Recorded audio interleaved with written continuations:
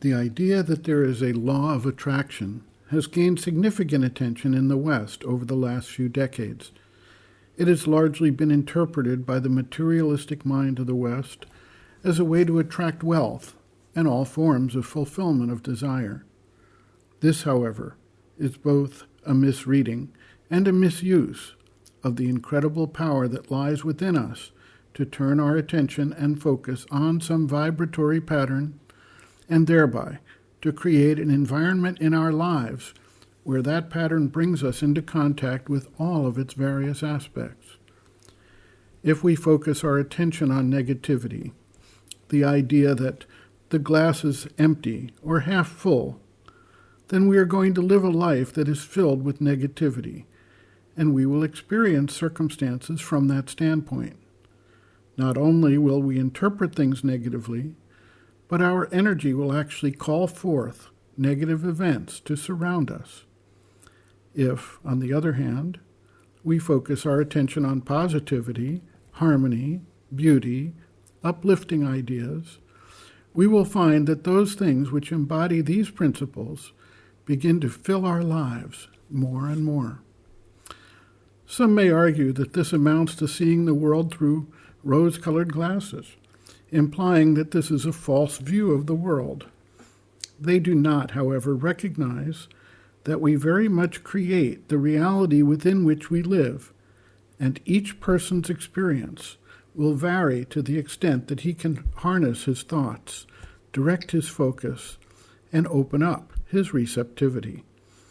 If this is done in a negative direction, then the individual will experience suffering and disappointment all the time. If in a positive direction, then he will begin to master circumstances. There's a story about a man who had a tour of hell and of heaven. First, he was shown hell.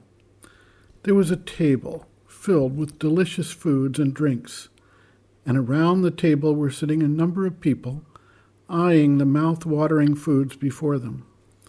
It so happened, however, that each one had arms 6 feet long and without an elbow for bending, so they wound up frustrated and starving with the food right in front of them.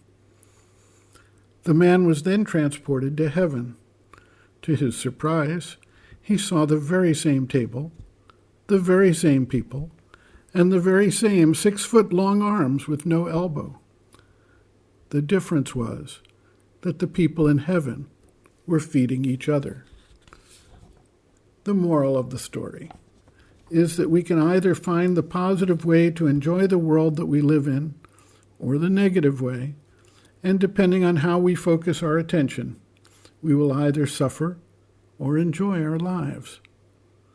The mother writes, quote, "One is quite surrounded by what one thinks about.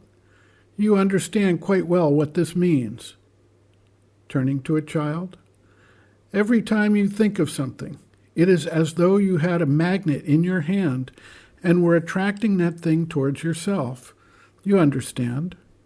Now, there are people who have a very, very bad habit of always thinking about all possible catastrophes and are in a sort of constant apprehension about some calamity befalling them the next moment.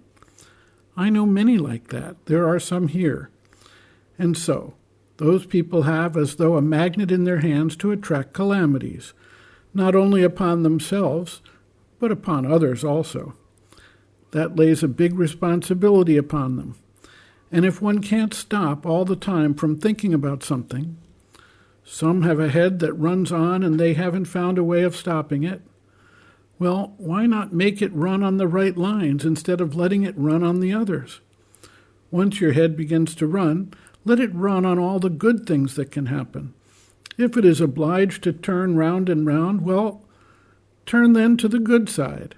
That is, if somebody is ill, instead of saying, "What's going to happen?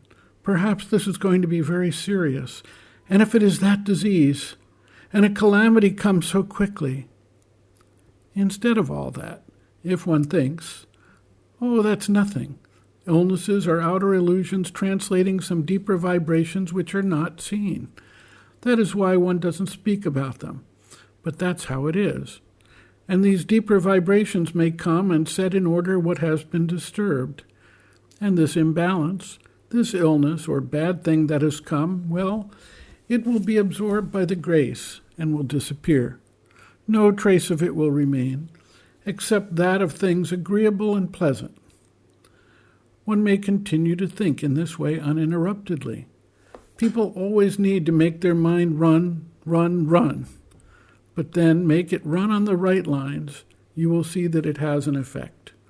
For instance, let it go like this, that I shall learn better and better, shall know better and better, become healthier and healthier, and all difficulties will vanish, and wicked people will become sweet and good, and ill people will be cured, and houses which should be built will be built, and those things which should disappear will disappear, but giving place to better things, and the world will move in a constant progress. And at the end of that progress there will be a total harmony, and so on, and continue thus. You can go on endlessly, but then you will have around you and around your head all kinds of pretty things. Those who perceive the atmosphere see certain inky stains, like an octopus there. Yes, like that, with its tentacles to try and upset your mind. Instead of that, one will see happy formations, formations of light, or rays of sunlight, or perhaps beautiful pictures, all that. One will see beautiful things.